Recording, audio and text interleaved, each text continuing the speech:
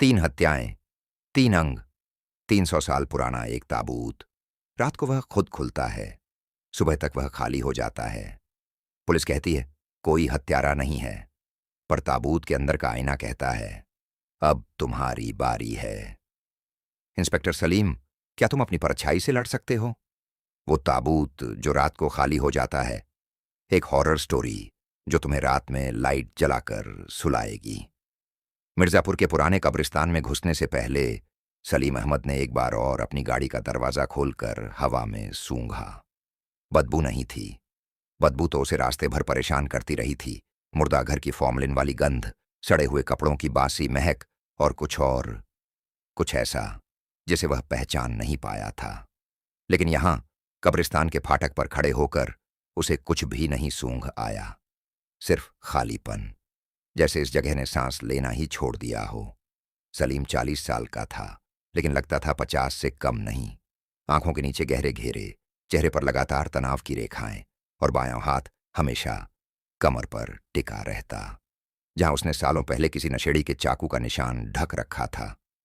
वह मिर्जापुर सिटी के crime branch में इंस्पेक्टर था, और पिछले 3 महीनों से उसकी जिंदगी एक ही सवाल के इर्द गिर्द घूम रही थी, मुर्दे रात को क्यों उठते हैं? बेशक उसने यह सवाल कभी जोर से नहीं पूछा था। पूछता तो लोग उसे पागल समझते, लेकिन उसकी फाइलों में दर्ज हर हत्या की तफ्तीश को एक ही नतीजे पर पहुंचती थी, कोई जिंदा हत्यारा नहीं था। पहला मामला, चाय की दुकान पर बैठा मास्टर साहब, गर्दन पर 4 उंगलियों के निशान, लेकिन उंगलियां इतनी गहरी ढंसी थीं कि रीढ़ की हड्डी टूट गई थी। फॉरेंसिक के अनुसार इतना दबाव सिर्फ हाइड्रोलिक प्रेस से बन सकता था, या फिर किसी ऐसे हाथ से जिसमें हड्डियां न हों। दूसरा मामला, 20 वर्षीय लड़की शबनम। उसके कमरे से खून की नदियां बहकर गली तक पहुंच गई थीं, लेकिन उसके शरीर पर एक भी कट नहीं था। मौत का कारण खून की कमी। पूरा शरीर सूखकर अखबार की तरह पतला हो गया था। मेडिकल रिपोर्ट में लिखा था जीवित अवस्था में रक्त का संपूर्ण निस्रावण, लेकिन कोई बाहरी घाव नहीं। तीसरा मामला, वह लड़का जो स्टेशन के पास रहता था, उसकी जीभ कटी हुई मिली, उसकी अपनी जीभ उसके ही हाथ में रखी हुई, जैसे किसी ने उसे पकड़ा दी हो। पोस्टमार्टम में पता चला कि जीभ जिंदा रहते ही निकाली गई थी। सलीम ने तीनों फाइलें रात रात भर पढ़ीं। हर मामले में एक चीज कॉमन थी। हत्या के समय मृतक की आंखें खुली हुई थीं, और उनमें सिर्फ एक ही चीज झलकती थी, कालापन। ऐसा कालापन जिसमें पुतलियां गायब थीं। तभी उसे पुराने थानेदार मीरा साहब की याद आई, जो अब रिटायर होकर मिर्जापुर से दूर हरिद्वार में रहते थे। किसी ने सलीम को बताया था कि मीरा साहब ने अपने करियर में कभी किसी धार्मिक स्थल पर पैर नहीं रखा था, लेकिन अब हर सुबह गंगा स्नान करते थे और अपने साथ लोहे की एक बेड़ी रखते थे। सलीम ने उन्हें फोन किया। 4 घंटे बाद जब मीरा साहब की आवाज कांपती हुई फोन पर आई, तो उन्होंने सबसे पहले यह कहा, वो ताबूत सलीम जो उस कब्रिस्तान में रखा है, उसे खुला मत देखना। अगर देख लिया तो तुम उसी रात उसके अंदर सोओगे। कब्रिस्तान का रास्ता अब सलीम को अच्छे से याद हो गया था। नगर निगम के नक्शों में इस कब्रिस्तान का कोई नाम नहीं था। लोग इसे बस बुढ़िया वाला कब्रिस्तान कहते थे, क्योंकि कहानी थी कि कोई 100 साल की बुढ़िया हर सुबह यहां आकर एक विशेष कब्र पर खाना रख जाती थी, और शाम होते ही वह खाना गायब हो जाता था। किसी ने उस बुढ़िया को कभी देखा नहीं था, लेकिन खाना हर रोज गायब होता था। सलीम ने कब्रिस्तान का चक्कर लगाया। चारों तरफ ऊंची दीवारें, ऊपर से कांटेदार तार। एक ही गेट था जिस पर ताला लगा था, लेकिन ताला झंग खाया हुआ था, जैसे सालों से किसी ने खोला ही ना हो। सलीम ने दीवार के एक ढहते हिस्से से पैर रखा। पीछे उसका साथी सिपाही महेंद्र डरता हुआ बोला, सर, रात को यहां मत जाइए, मैं कल सुबह चलूंगा आपके साथ। सलीम ने मुंह नहीं मोड़ा। वह दीवार फांद कर अंदर जा चुका था। कब्रिस्तान अंदर से बिल्कुल अलग लग रहा था, जैसे बाहर की दुनिया का कोई शोर यहां तक नहीं पहुंचता था। सलीम ने मोबाइल की टॉर्च जलाई, लेकिन रोशनी ने हालात और खराब कर दिए। पत्थरों पर पड़ी परछाइयां हिलती हुई लग रही थीं, हालांकि कोई हवा नहीं थी। वह करीब 50 कदम चला था कि उसे नजर आने लगा कि जमीन पर कुछ चमक रहा है। उसने झुककर देखा, जंजीरें, छोटी बड़ी, पतली मोटी, कुछ तो इतनी मोटी कि किसी पहलवान के हाथ की बेड़ी लगती थीं। वह जंजीरों के उस ढेर के पास पहुंचा तो देखा कि वे एक विशाल पत्थर के ताबूत के चारों ओर लिपटी हुई थीं। ताबूत काला था, ऐसा काला कि टॉर्च की रोशनी भी उसे छेद नहीं पाती थी। ऊपर कुरान की आयतें उकेरी हुई थीं, लेकिन कोई नाम नहीं, कोई तारीख नहीं। सिर्फ एक चीज थी, ताबूत के ढक्कन पर एक छोटा सा छेद, उंगली के बराबर, जिसमें से बदबू नहीं बल्कि ठंडी गीली हवा निकल रही थी। और ताबूत के पास ही जमीन पर खून के धब्बे थे, ताजा। सलीम ने महेंद्र को अंदर बुलाया। महेंद्र दीवार फांदते हुए लगभग गिर पड़ा और ताबूत देखते ही उसके मुंह से बस इतना निकला, ये तो वही है सर। कौन? जो कहते हैं ना, जिन्न सुल्तान का ताबूत। सर, मैंने बचपन में सुना था कि इसके अंदर कोई लाश नहीं है, अंदर एक दरवाजा है, दूसरी दुनिया का। सलीम ने नजरें गड़ा दी।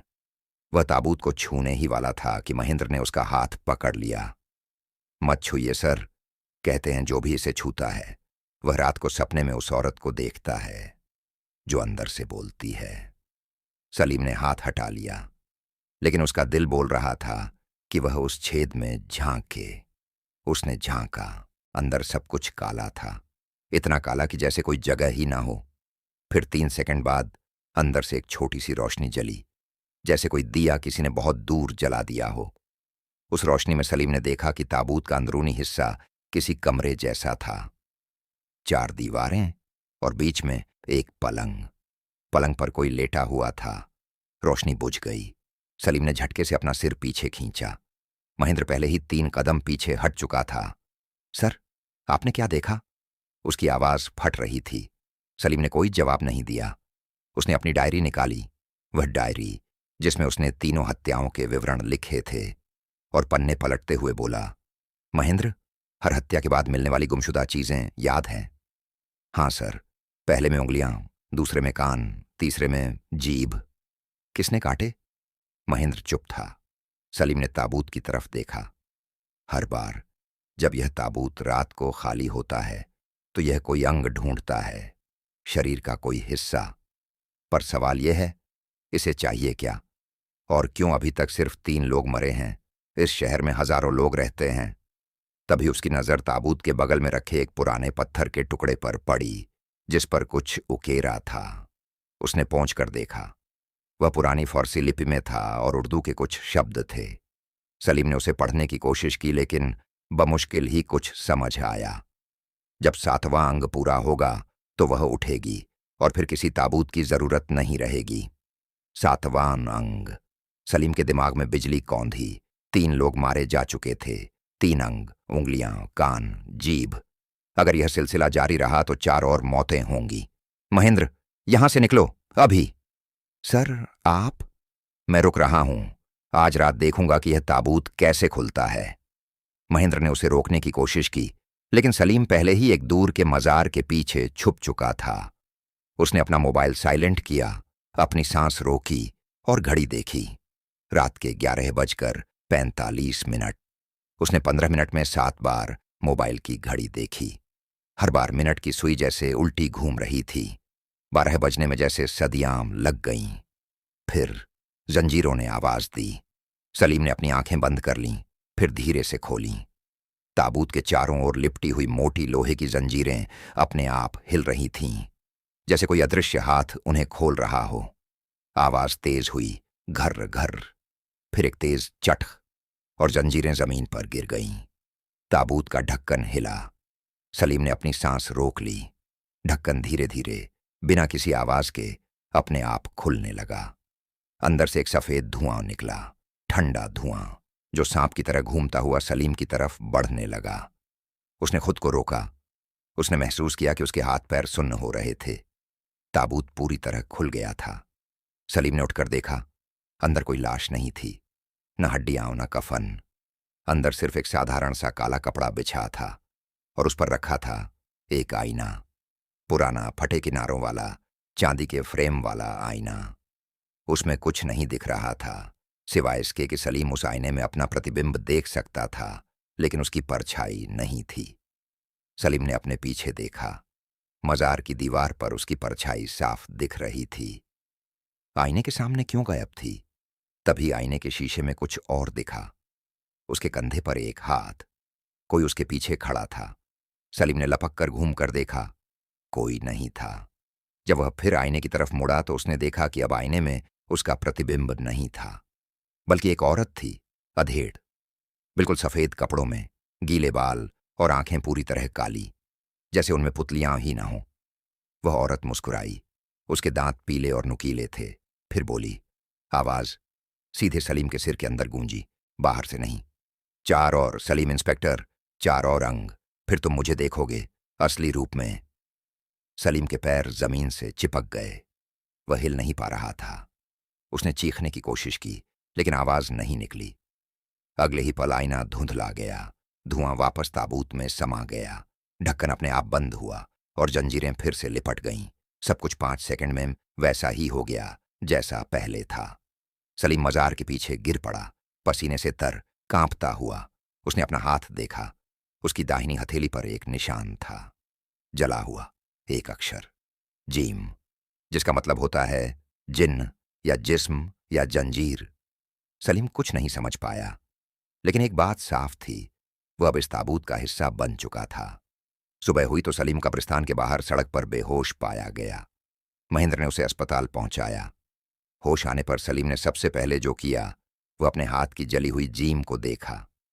वह अभी भी वहां थी, धुलती नहीं थी, जलती नहीं थी, बस थी।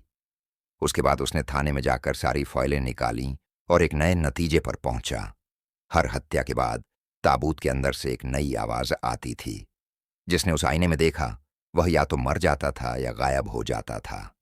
लेकिन सलीम ने देखा था और वह जिंदा था। सवाल यह था, कब तक? उसी रात उसके घर के बाहर किसी ने दस्तक दी। सलीम ने दरवाजा खोला तो कोई नहीं था, लेकिन दहलीज पर रखा था ताबूत की जंजीरों का एक छोटा सा टुकड़ा और एक कागज पर लिखा था, कल रात फिर मिलते हैं, इस बार तुम अंदर आओगे। अस्पताल के बिस्तर से उठते ही सलीम ने अपना हाथ देखा। वह जला हुआ निशान, जीम, अब हल्का नीला पड़ गया था, जैसे कोई पुराना टैटू। लेकिन दर्द नहीं हो रहा था।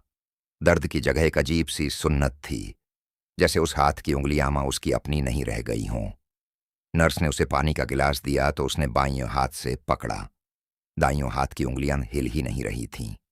महेंद्र कहाँ है? उसने पूछा। साहब बाहर बैठे हैं, आपको लेने आए थे, लेकिन डॉक्टर ने मना कर दिया। सलीम ने चादर उतारी। उसके शरीर पर कोई और निशान नहीं था सिवाय उस हाथ के। लेकिन जब वह आईने के सामने खड़ा हुआ, अस्पताल के छोटे से शीशे के सामने, तो उसने देखा कि उसकी आंखों के नीचे काले घेरे नहीं थे, बल्कि उसकी पुतलियां थोड़ी फैली हुई थीं, जैसे किसी ने उसके अंदर अंधेरा डाल दिया हो। वह बाहर आया। महेंद्र ने सिगरेट सुलगा रखी थी, देखते ही उसे बुझा दी। सर, आप ठीक? नहीं, मैं ठीक नहीं हूं महेंद्र। मुझे लगता है वो औरत, वो मेरे अंदर कुछ डाल गई है। महेंद्र ने आसपास देखा, फिर धीरे से बोला, सर आपने सुबह अखबार नहीं देखा? सलीम ने सिर हिलाया।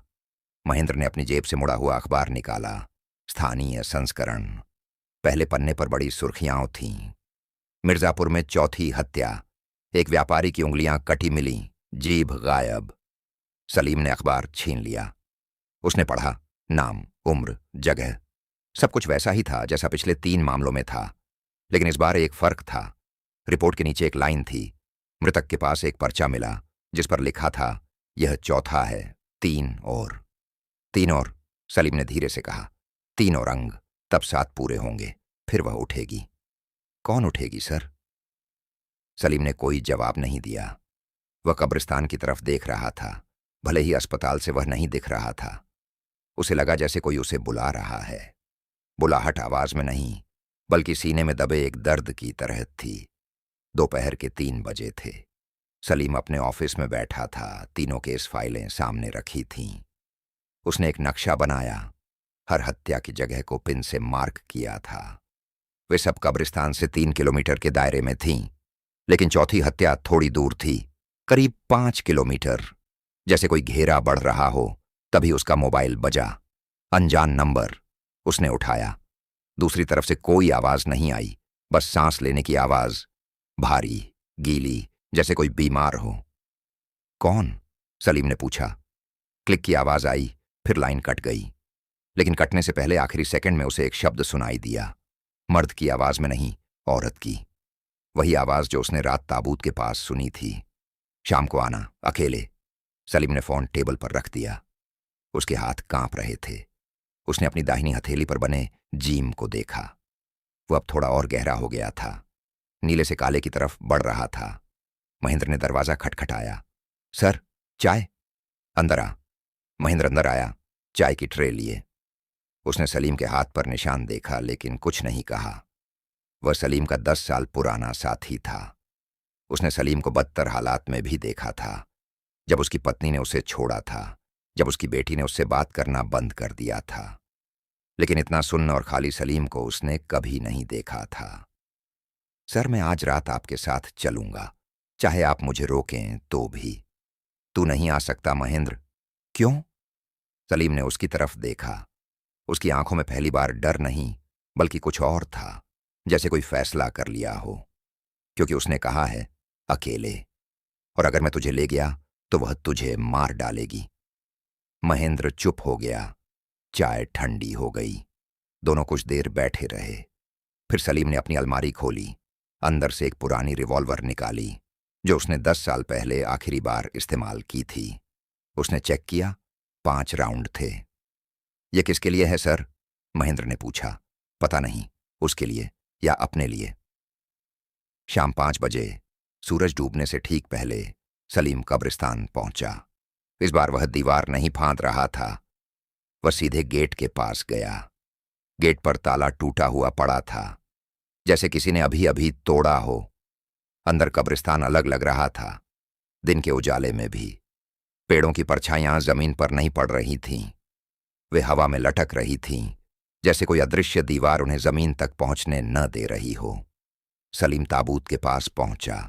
उसने देखा कि ताबूत के चारों ओर जंजीरें नहीं थीं। वह खुला पड़ा था। ढक्कन एक तरफ रखा था। अंदर वही काला कपड़ा, वही आईना। लेकिन इस बार आईने में कोई धुआं नहीं था, बस एक साफ शीशा था, जिसमें सलीम अपना चेहरा देख सकता था। उसने झांका। शीशे में वह खुद था, लेकिन उसके पीछे कोई और खड़ा था। वही औरत, सफेद कपड़े, गीले बाल, काली आंखें। इस बार वह मुस्कुरा नहीं रही थी। वह गंभीर थी, करीब थी, जैसे उसे छुआ जा सकता हो। तुम आ गए सलीम इंस्पेक्टर, बहुत अच्छा। तुम कौन हो? सलीम की आवाज कांप रही थी, लेकिन उसने साहस रखा। नाम से क्या रखता है? तुम मुझे वो औरत बुलाओ, या वो जिसे लोग भूखा कहते थे। तुमने 4 लोगों को मारा, क्यों? मारा? नहीं सलीम, मैंने नहीं मारा। ताबूत ने मारा। मैं तो सिर्फ हूं। मैं वो हूं जो अंदर है। बाहर का काम दूसरे करते हैं। सलीम की समझ में कुछ नहीं आ रहा था। दूसरे कौन? औरत ने अपना हाथ बढ़ाया आईने के अंदर से, और अपनी उंगली सलीम की दाहिनी हथेली पर रखी, ठीक उसी जगह जहां जीम जला था। उसने छुआ तो सलीम को बिजली का झटका लगा, लेकिन दर्द नहीं, सिर्फ एक एहसास, जैसे कोई उसके अंदर के हर रहस्य को पढ़ रहा हो। तुमने एक बेटी छोड़ी सलीम, तुमने एक पत्नी छोड़ी, तुमने अपनी नौकरी को अपनी जिंदगी बना लिया, और अब तुम अकेले हो। इसलिए तुम यहां हो, क्योंकि तुम्हें मौत से डर नहीं लगता, तुम्हें जिंदगी से डर लगता है। सलीम ने उसका हाथ झटक दिया। वह पीछे हटा, ताबूत से दूर। उसकी सांसें तेज थीं। उसने रिवॉल्वर निकाल ली। आईने में औरत हंसी। आवाज नहीं, लेकिन उसका चेहरा हंस रहा था। गोली मुझे नहीं लगेगी सलीम, मैं मर चुकी हूं, और जो मर चुका है उसे तुम फिर से कैसे मार सकते हो? सलीम ने रिवॉल्वर नीचे कर ली। वह ताबूत के पास लौटा। इस बार घुटनों के बल बैठ गया। उसने अपना माथा ताबूत के ठंडे पत्थर पर रख दिया। मुझे बता, ये सब क्यों हो रहा है? ये अंग क्यों? तुम्हें इनकी क्या जरूरत है? औरत ने जवाब दिया, और इस बार उसकी आवाज आईने से नहीं, बल्कि ताबूत के अंदर से आई, जैसे ताबूत ही बोल रहा हो। 300 साल पहले मैं एक राजकुमारी थी। मेरे पिता सुल्तान थे।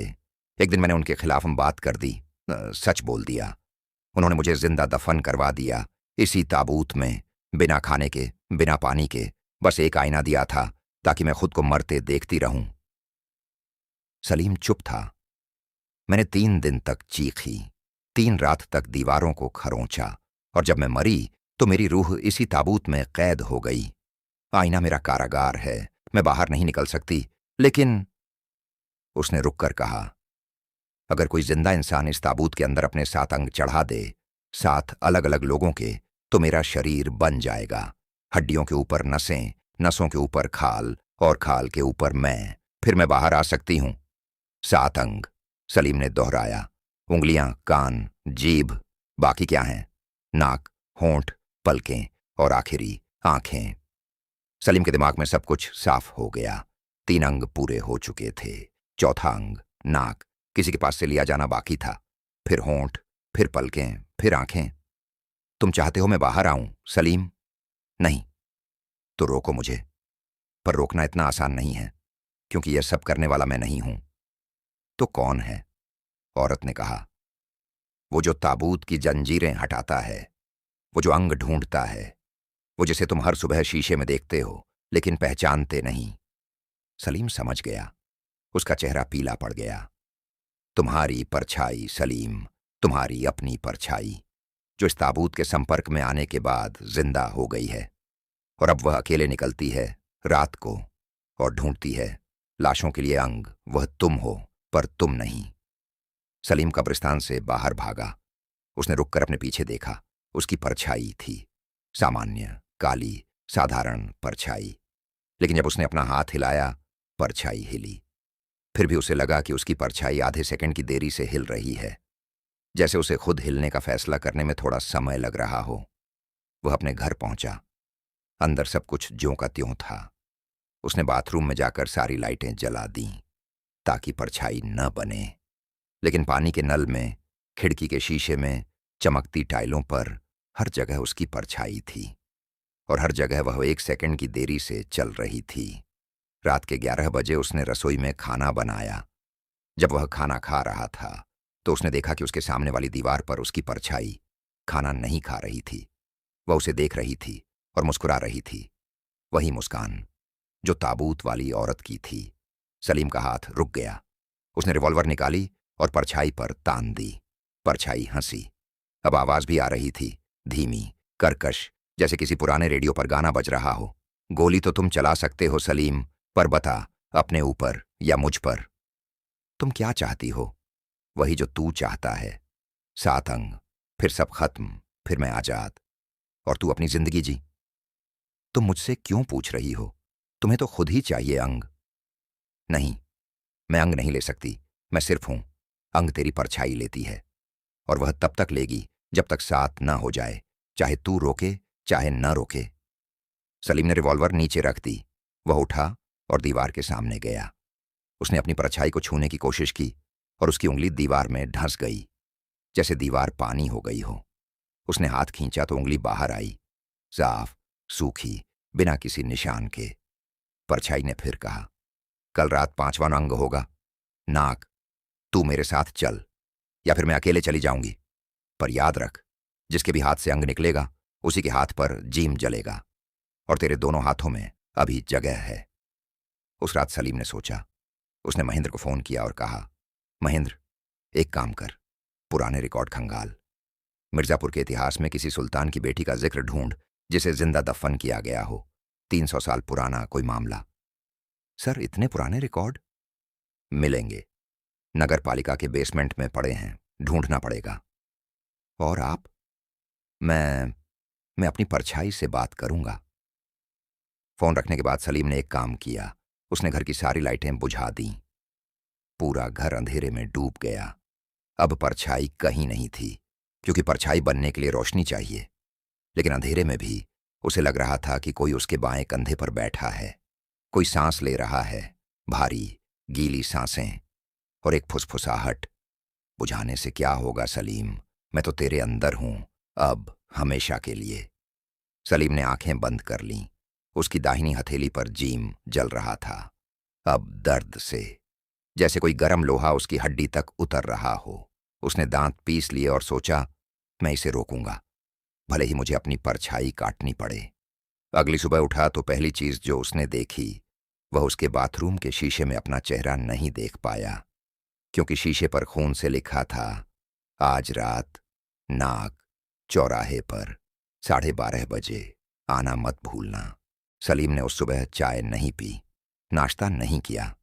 वह बस बाथरूम के उस शीशे के सामने खड़ा रहा जिस पर खून से लिखा था, आज रात नाक चौराहे पर 12:30 बजे। उसने शीशा पोंछा। खून हट गया, लेकिन उसके नीचे का शीशा मटमैला हो गया था, जैसे अंदर से फट गया हो। उसने महेंद्र को फोन किया। कुछ मिला? जी सर, बहुत कुछ। मैं पूरी रात नगर पालिका के बेसमेंट में बैठा रहा। मिला तो एक पुराना दफ्ती फाइल, 1724 का हाथ से लिखा रिकॉर्ड। बोल। सर, उस वक्त मिर्जापुर का नाम कुछ और था, रुकैयापुर। यहां एक सुल्तान रहता था, नवाब शौकत अली। उसकी एक बेटी थी, रुकैया। वह बहुत खूबसूरत थी, लेकिन बहुत अजीब भी।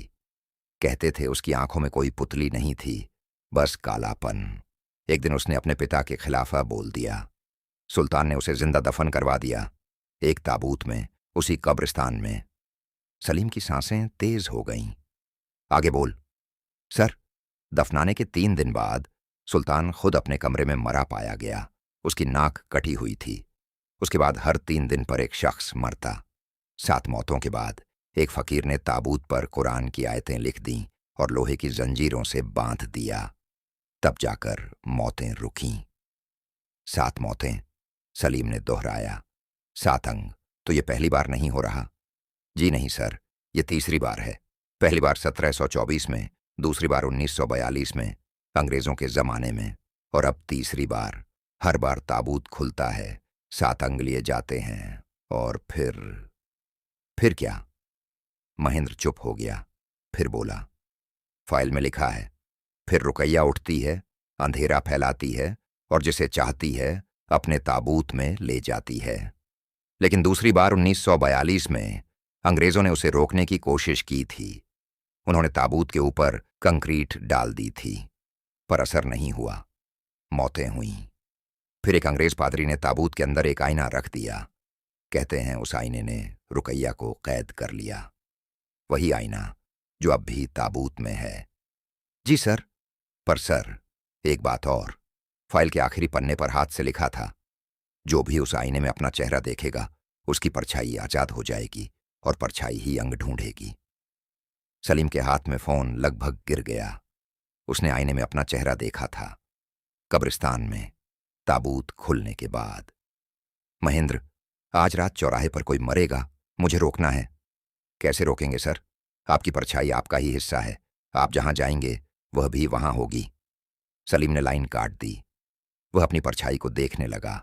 सुबह की धूप में वह साफ दिख रही थी, दीवार पर, फर्श पर, हर जगह।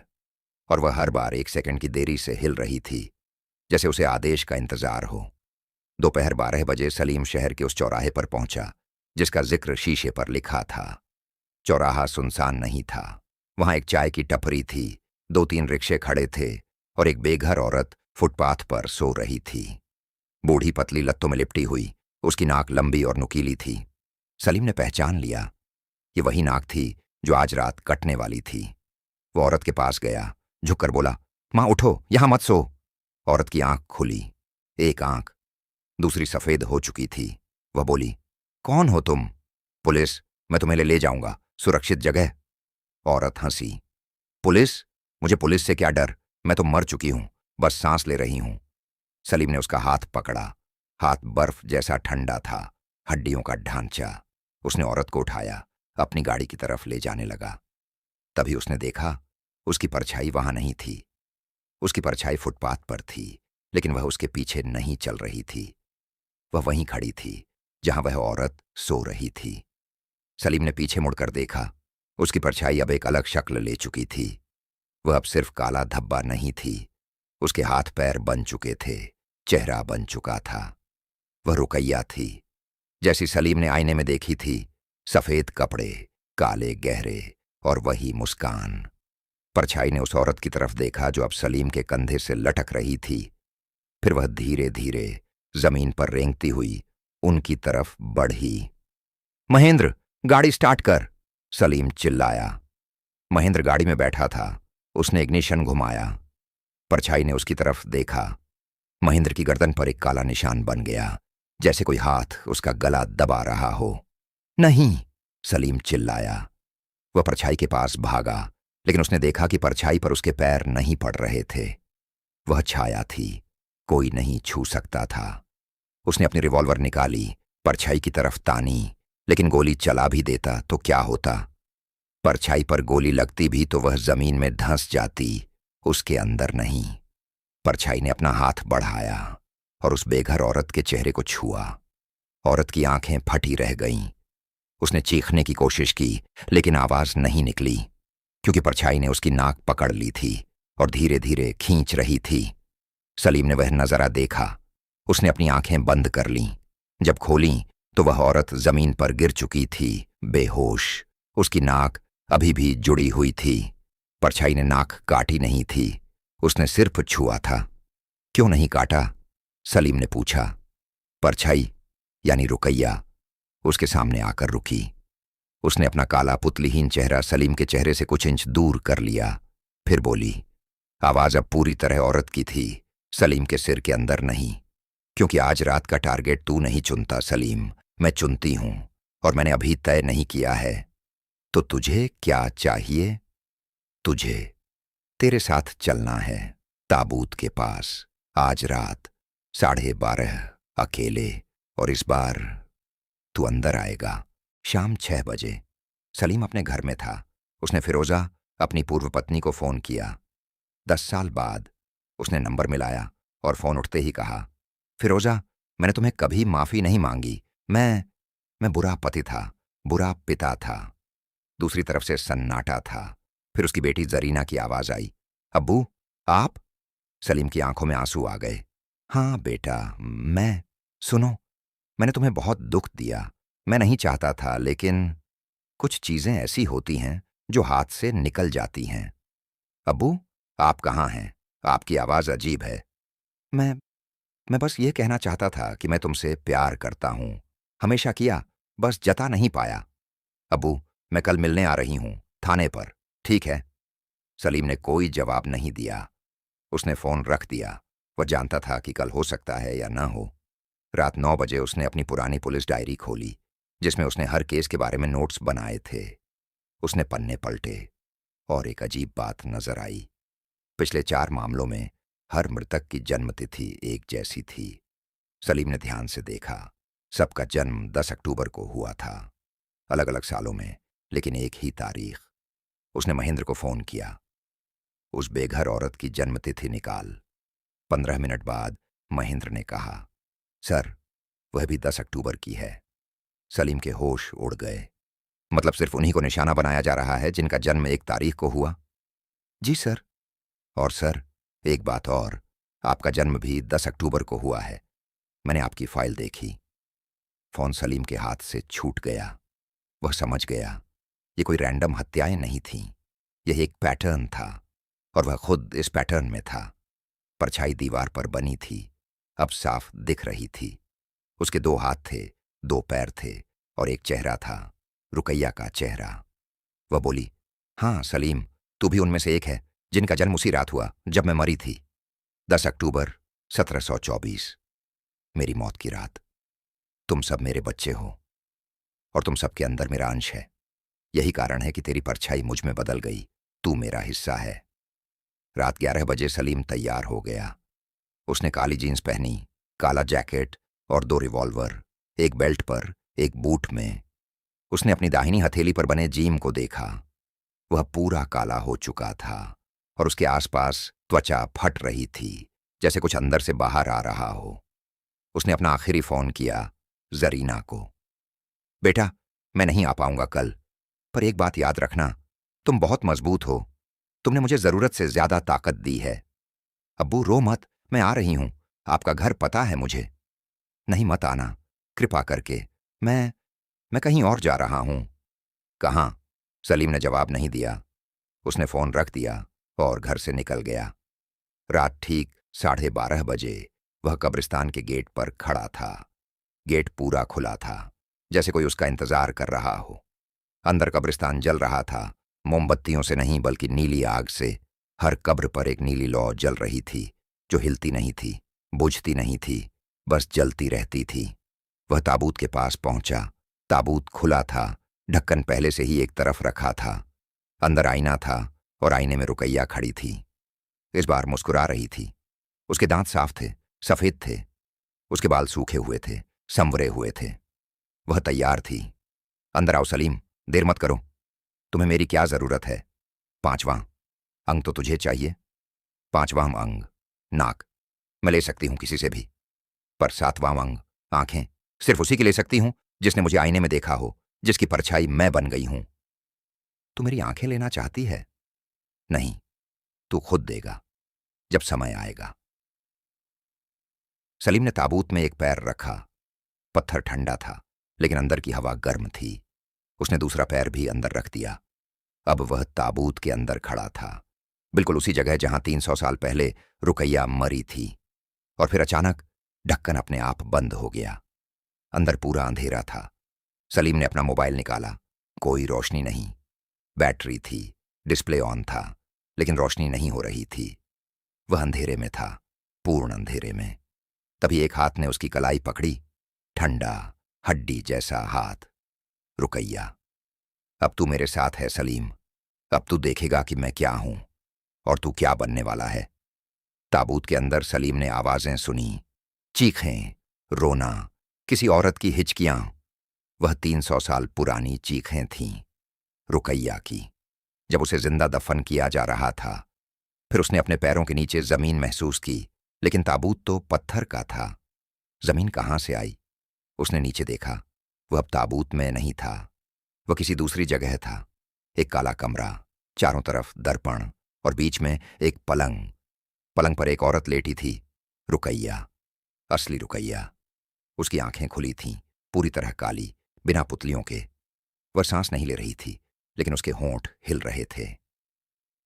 7 अंग पूरे होने दो सलीम, फिर मैं इस पलंग से उठूंगी और तू इस पलंग पर लेट जाएगा।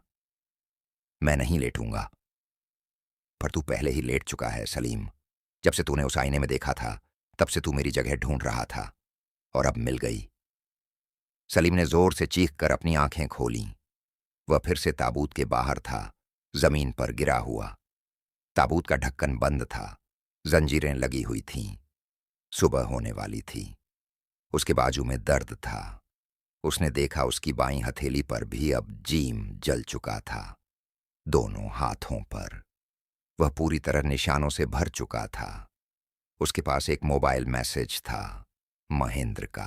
सर, 5वीं हत्या हो गई। एक बेघर औरत, उसकी नाक कटी मिली। लेकिन सर, एक बात हैरान करने वाली है। पोस्टमार्टम में पता चला कि वह औरत पहले ही मर चुकी थी, हत्या से 3 घंटे पहले। उसकी नाक कटी थी, लेकिन खून नहीं बहा था, क्योंकि उसके शरीर में खून ही नहीं था। सलीम ने फोन जमीन पर पटक दिया। वह समझ गया, जिन लोगों की हत्या हो रही थी वे शुरू से ही मुर्दा थे। वे रुकैया के पिछले जन्म के अवशेष थे, और अब 5वां अंग ले लिया गया था। बस 2 अंग बाकी थे, होंठ और आंखें। सलीम कब्रिस्तान के बाहर सड़क पर बैठा था, दोनों हथेलियों पर जले हुए जीम देख रहा था। सुबह के 4 बज रहे थे।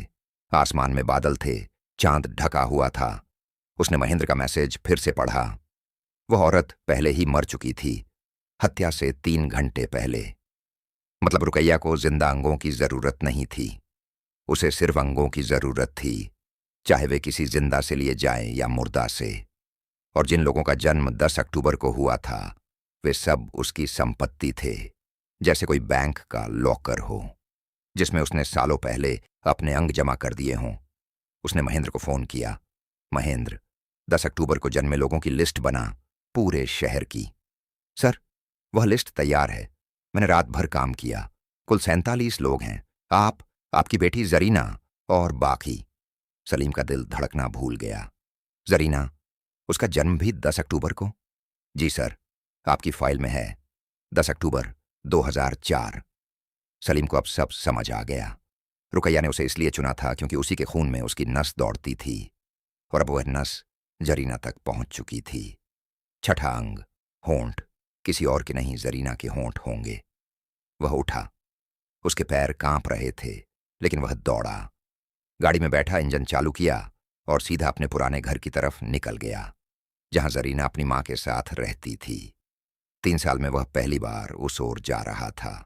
रास्ते में उसने जरीना को फोन किया, उठा नहीं। फिर फिरोजा को किया, उठा। फिरोजा, जरीना कहाँ है? सो रही है। रात को उसने कहा था कि अब्बू से बात हुई है, बहुत खुश थी। सलीम, तुम ठीक तो हो? तुम्हारी आवाज। फिरोजा, सुन, जरीना को जगा, उसे लेकर कहीं और चली जा। अभी घर से बाहर, मैं समझाऊंगा बाद में। पर क्यों? क्योंकि अगर वह आज रात उस घर में रही तो वह मर जाएगी। लाइन पर सन्नाटा छा गया। फिर फिरोजा बोली, तुम नशे में हो? मैं अपनी जिंदगी में कभी इतना होश में नहीं था। कृपया कर फिरोजा। मुझसे 20 साल पहले प्यार नहीं था, लेकिन आज मुझ पर भरोसा कर। जरीना को लेकर निकलो। फिरोजा ने कुछ देर सोचा, फिर बोली, ठीक है, पर तुम भी आ रहे हो? मैं जल्दी आता हूं, बस निकलो। सलीम ने गाड़ी की रफ्तार बढ़ा दी। पीछे के शीशे में उसने अपनी परछाई देखी। वह अब भी वहां थी, लेकिन अब वह उसका पीछा नहीं कर रही थी। वह आगे थी, डैशबोर्ड पर, सीट पर, उसके बगल में। उसके पास बैठी थी, जैसे कोई साथी हो। रुकैया की परछाई बोली, बेटी को बचाने चला है सलीम, बहुत अच्छा। पर बता, तू उसे कहां ले जाएगा? इस शहर में हर जगह मैं हूं, हर शीशे में, हर परछाई में। उसके घर के आईने में भी मैं हूं। वह जहां भी जाएगी, मैं वहां पहले से हूं। सलीम ने ब्रेक मार दी। गाड़ी सड़क के बीच में रुक गई। उसने मुड़कर परछाई की तरफ देखा। वह पूरी तरह रुकैया के आकार में थी। उसके चेहरे पर वही मुस्कान। तो क्या करूं? अपनी बेटी को मरता देखूं? तू कुछ नहीं कर सकता सलीम, पर वह कुछ कर सकती है। वह खुद अपने होंठ काट कर मुझे दे सकती है। तब मैं उसे नहीं मारूंगी, सिर्फ अंग लूंगी। वह जिंदा रहेगी, बिना होंठों के। तू पागल है, कोई अपने होंठ नहीं काटेगा। तूने कभी अपनी बेटी को देखा है सलीम? वह तुझसे भी ज्यादा पागल है। वह तुझे बचाने के लिए अपनी जान दे सकती है। होंठ तो छोटी चीज है। सलीम ने फिर से गाड़ी स्टार्ट की। वह तेजी से बढ़ा। उसे पता था कि रुकैया सच कह रही थी। जरीना उसके लिए कुछ भी कर सकती थी, और यही उसका सबसे बड़ा डर था। सुबह के 6 बजे सलीम फिरोजा के घर पहुंचा। दरवाजा खुला था। अंदर रोशनी थी, लेकिन कोई आवाज नहीं थी। उसने अंदर कदम रखा। लिविंग रूम खाली था, किचन खाली था। बेडरूम का दरवाजा खुला था और बेड पर बैठी थी जरीना। वह 19 साल की हो चुकी थी। लंबे बाल, बड़ी बड़ी आंखें, और उसके होंठ सूखे हुए, फटे हुए, जैसे उसने काटे हों। अब्बू! वह उठकर उसकी तरफ दौड़ी। सलीम ने उसे गले लगा लिया। उसने अपनी बेटी को 3 साल में नहीं छुआ था। उसकी महक वही थी, बचपन वाली। वह रोने लगा। तुम ठीक तो हो? उसने पूछा। हाँ अब्बू, माँ ने कहा था कि आप आ रहे हैं, तो मैं आपका इंतजार कर रही थी। जरीना, तुम्हारे होंठ क्यों कटे हुए हैं?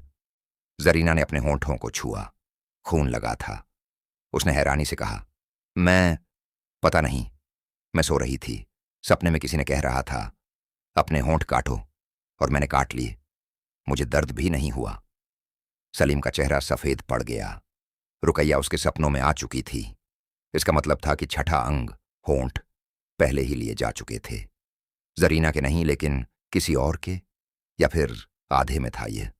तभी उसकी नजर फिरोजा पर पड़ी, जो बाथरूम के दरवाजे पर खड़ी थी। उसके होंठ भी फटे हुए थे, सूखे हुए, और उनसे खून टपक रहा था। फिरोजा! सलीम चिल्लाया। वह अपनी पूर्व पत्नी के पास भागा। उसके होंठ पूरी तरह कट चुके थे। बस 2 पतली रेखाएं बची थीं। वह बोल नहीं सकती थी, सिर्फ आवाजें निकाल रही थी। हूं, हूं। कब हुआ यह? सलीम ने पूछा। जरीना रोते हुए बोली, मैं नहीं जानती अब्बू। मैं उठी तो माँ ऐसी थी। मैंने एम्बुलेंस बुलाई थी, पर उन्होंने कहा कि कोई आपातकालीन सेवा उपलब्ध नहीं है। सब लाइनें बिजी थीं। सलीम ने अपना मोबाइल निकाला। कोई नेटवर्क नहीं था। उसने लैंडलाइन चेक की, डेड। रुकैया ने पूरे घर को दुनिया से काट दिया था। परछाई, जो अब तक दीवार पर थी, धीरे धीरे उतरी। वह फर्श पर आई, फिर फिरोजा के पैरों तक पहुंची और फिर ऊपर उसके मुंह तक। उसने फिरोजा के कटे होंठों को छुआ। फिरोजा की आंखें फटी रह गईं, वह चिल्लाई और फिर जमीन पर गिर गई। जब सलीम ने उसे उठाया तो वह मर चुकी थी। जरीना चीखी। सलीम ने उसे जोर से पकड़ लिया। उसने अपनी रिवॉल्वर निकाली और दीवार पर परछाई को तान दी। परछाई हंसी। छठा अंग ले लिया सलीम, अब सिर्फ एक बचा है, आंखें, और वह तेरी बेटी की होंगी या तेरी, तू चुन। सलीम ने जरीना को गाड़ी में बिठाया। वह उसे ले जाना चाहता था, कहीं भी, पर शहर के हर निकास मार्ग पर दुर्घटनाएं हो चुकी थीं। सुनसान सड़कें, टूटे ट्रैफिक लाइट, कोई पुलिस नहीं, जैसे पूरा शहर मर चुका हो। वह कब्रिस्तान की तरफ गाड़ी ले गया, क्योंकि उसे लगा दुश्मन से सिर्फ उसके घर में जाकर ही लड़ा जा सकता है। कब्रिस्तान का गेट अब पूरी तरह टूटा हुआ था। अंदर जाते ही जरीना ने कहा, अब्बू, यह जगह मैंने सपने में देखी है। यहां एक ताबूत है और उसके अंदर एक औरत है, वह मुझे बुला रही है। सलीम ने उसका हाथ पकड़ लिया। मैं तुझे कुछ नहीं होने दूंगा। पर अब्बू, वह कहती है कि अगर तुम आज रात उसकी आंखें नहीं दोगे तो वह मुझे हमेशा के लिए अपने पास रख लेगी, ताबूत में। सलीम रुक गया। उसने तुझसे कहा? हां, मेरे सपने में। वह तुम्हारी शक्ल में आई थी, तुम जैसा चेहरा, तुम्हारी आवाज, पर आंखें काली थीं। सलीम समझ गया। रुकैया अब सिर्फ परछाई नहीं थी, वह उसकी शक्ल लेने लगी थी। वह उसके शरीर में उतरना चाहती थी। वे ताबूत के पास पहुंचे। ताबूत बंद था, लेकिन जंजीरें खुली हुई थीं। ढक्कन पर खून से लिखा था, आंखें, आज रात 12:30, बेटी की या तुम्हारी, चुनो। सलीम ने घड़ी देखी। रात के 10 बज रहे थे। उसके पास 2.5 घंटे थे। उसने जरीना को कब्रिस्तान के एक छोटे से मजार के अंदर छुपा दिया। मजार 100 साल पुराना था। उसकी दीवारें मोटी थीं और कोई शीशा नहीं था। परछाई बनने के लिए रोशनी चाहिए, और मजार के अंदर सिर्फ एक मोमबत्ती थी, जिसे सलीम ने बुझा दिया। पूरा अंधेरा। बेटा, चाहे कुछ भी हो, बाहर मत आना। चाहे मेरी आवाज आए, चाहे तेरी मां की आवाज आए, मत आना, समझी? अब्बू, आप क्या करने जा रहे हैं? जो करना है, बस यह वादा कर, तू जिंदा रहेगी मेरे लिए। जरीना ने अंधेरे में उसका हाथ पकड़ लिया। अब्बू, मुझे डर लग रहा है। मुझे भी बेटा, मुझे भी, पर डर के साथ चलना सीख लिया है मैंने, अब तू भी सीख। वह बाहर आ गया। मजार का दरवाजा बंद किया और उसके सामने एक बड़ा सा पत्थर रख दिया ताकि कोई अंदर न जा सके। फिर वह ताबूत के पास गया, वहां बैठ गया और इंतजार करने लगा। रात के 11 बजे उसने रुकैया को आवाज दी, सुन रुकैया, मैं अकेला आ गया हूं, बेटी को छोड़ दो, मैं दे दूंगा तुझे आंखें। ताबूत के अंदर से आवाज आई, आंखें तो बहुत ले ली मैंने सलीम, तुझसे क्या लूं? तू तो देखता भी नहीं सही से। तूने अपनी बेटी को 3 साल में नहीं देखा। तूने अपनी पत्नी को मरते हुए देखा, पर कुछ नहीं किया। तू आंखों से अंधा है सलीम।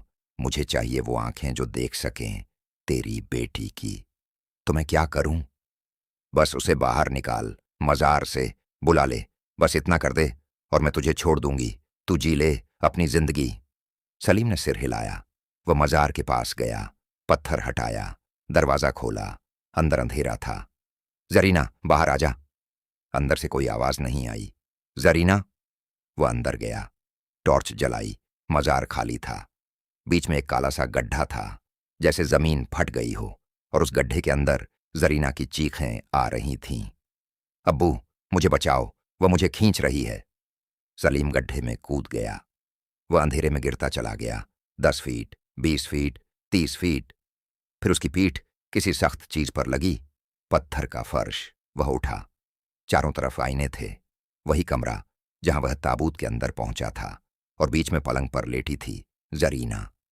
उसकी आंखें खुली थीं, लेकिन वह देख नहीं रही थी।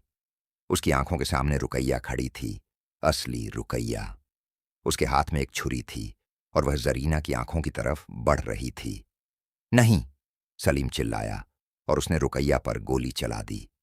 गोली उसके सीने में लगी, लेकिन वह लड़खड़ाई नहीं। वह मुस्कुराई। गोली उसके शरीर में से निकलकर दीवार पर लगी, जैसे उसने पानी में गोली मारी हो। मैंने कहा था ना सलीम, मुझे गोली नहीं लगती, मैं मर चुकी हूं। तो मैं क्या करूं? जो तूने हमेशा किया, सही चीज, अपनी बेटी के लिए। सलीम ने जरीना की तरफ देखा। वह बेहोश थी। उसके होंठ सिल गए थे, जैसे किसी ने धागा डाल दिया हो। वह बोल नहीं सकती थी, बस रो रही थी, चुपचाप। सलीम ने फैसला कर लिया। उसने रुकैया से कहा, 7वां अंग, आंखें ले ले मेरी, मेरी बेटी को छोड़ दे। अपनी आंखें निकाल कर दे देगा? हाँ। बिना दर्द के नहीं होगा, मैं नहीं करूंगी, तुझे खुद करना होगा। सलीम ने रुकैया के हाथ से छुरी ले ली। वह असली थी, ठंडी, धारदार। उसने छुरी अपनी दाहिनी आंख के सामने रखी। जरीना चिल्लाने लगी, पर आवाज नहीं निकली। उसने अब्बू को रोकने के लिए हाथ बढ़ाया, पर रुकैया ने उसे जमीन पर गिरा दिया। सलीम ने आंख बंद की और छुरी अंदर घुसा दी। दर्द, ऐसा दर्द जैसे उसकी खोपड़ी में आग लग गई हो। उसने आंख निकाली, गीली, गर्म, कांपती हुई, और रुकैया के सामने रख दी। ले, पहली आंख। रुकैया ने उसे अपने हाथ में लिया। वह पिघलने लगी, जैसे बर्फ पानी में बदल रही हो। आंख गायब हो गई, उसके शरीर में समा गई। अब दूसरी। सलीम ने बिना रुके दूसरी आंख भी निकाल दी। इस बार वह चिल्लाया भी नहीं, क्योंकि उसकी चीख उसकी आवाज से बाहर नहीं, उसके अंदर आ रही थी। वह अंधा हो चुका था। ले, अब बस, उसे छोड़ दे। रुकैया ने दूसरी आंख भी ले ली। फिर वह हंसी। उसका शरीर बदलने लगा। वह अब रुकैया नहीं, बल्कि सलीम के जैसी दिखने लगी थी। उसकी परछाई अब उसका शरीर बन चुकी थी। वह उठी, पलंग से उतरी और सलीम के पास आई। धन्यवाद सलीम, तूने मुझे जन्म दिया। अब मैं इस दुनिया में रहूंगी, तेरे चेहरे पर, तेरी बेटी के सामने। और तू इस ताबूत में लेट जा, जहां मैं 300 साल तक लेटी थी। सलीम अंधा था, फिर भी उसने मुस्कुराने की कोशिश की। तूने मेरी आंखें ले लीं, रुकैया, पर एक चीज नहीं ली। क्या? मेरा अंधेरा। तू अंधेरा फैलाती है, पर मैं अब अंधेरे में रहता था हमेशा से। अपने दफ्तर में, अपने घर में, अपने दिल में। अब तो बस बाहर का अंधेरा भी अंदर के अंधेरे से मिल गया। मैं तैयार हूं। वह चुपचाप ताबूत में लेट गया। पत्थर ठंडा था, लेकिन उसे कुछ महसूस नहीं हो रहा था। उसने हाथ बढ़ाकर जरीना को छूने की कोशिश की, पर वह बहुत दूर थी। अंत सुबह हुई। महेंद्र कब्रिस्तान पहुंचा। उसने देखा, ताबूत बंद था। जंजीरें लगी हुई थीं। उसके पास जरीना बैठी थी, आंखें सूजी हुई, रोई हुई। उसके होंठ अब ठीक हो चुके थे। वह बोल सकती थी। महेंद्र अंकल, अब्बू अंदर हैं। महेंद्र ने ताबूत खोलने की कोशिश की, पर जंजीरें नहीं खुलीं। उसने हथौड़ा मंगवाया, पर जंजीरें नहीं टूटीं। वह पिघलने लगीं, हाथों में लगकर जलने लगीं। ताबूत के ढक्कन पर खून से नए शब्द लिखे थे। अब यह ताबूत कभी नहीं खुलेगा, क्योंकि अब अंदर सलीम है, और सलीम ने अपनी आंखों से अंधेरा पी लिया है। अब वह अंधेरा किसी और का नहीं रहा। जरीना ने ताबूत को छुआ। उसे गर्मी महसूस हुई, जैसे किसी के दिल की धड़कन हो। वह समझ गई, उसके अब्बू मरे नहीं थे। वह जिंदा थे, ताबूत के अंदर, उसी तरह जैसे रुकैया 300 साल तक जिंदा रही थी। एक कैद के रूप में, एक कहानी के रूप में, एक सबक के रूप में। उस दिन के बाद मिर्जापुर के उस कब्रिस्तान में कोई नहीं गया। लेकिन रात को जब चांद निकलता है, तो लोग उस ताबूत से आवाजें सुनते हैं। 2 आवाजें, एक धीमी, गहरी, रुकैया की, और एक थकी हुई लेकिन प्यार भरी, तो सलीम की। वो अपनी बेटी से कहता है, जरीना, रो मत। अब मैं अंधेरे का हिस्सा हूं, पर हर अंधेरे के अंदर एक दिया जलता है। वह दिया तू है। ताबूत आज भी खाली होता है रात को, हाँ, पर अब अंदर कोई नहीं आता, क्योंकि सलीम उस ताबूत का रखवाला बन गया है। और जब तक वह अंदर है, रुकैया बाहर नहीं आ सकती। ये उसकी कुर्बानी है, उसकी आंखों की कीमत, उसकी बेटी की जिंदगी, और एक पिता का वादा जो मौत के बाद भी नहीं टूटता।